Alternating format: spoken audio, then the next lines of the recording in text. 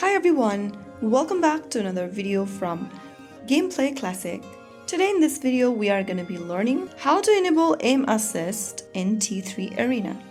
Whether you are a beginner or just want to improve your accuracy, these steps are simple and easy to follow. First of all, launch open T3 Arena game on your device and from the main lobby screen, tap on the 3 horizontal menu button at the top right corner.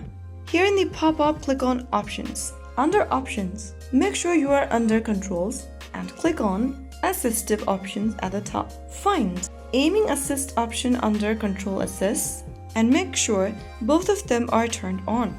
After you make sure both of these buttons that says Aiming Assist Friction and Aiming Assist Snap to Targets are turned on, you can also go ahead and tap on the On button right next to Auto Fire. And once you have these options enabled, you can also go to the Auto Reload when disengaged button and tap on. And once you turn on all of these options, you've successfully enabled Aim Assist for a better gaming experience.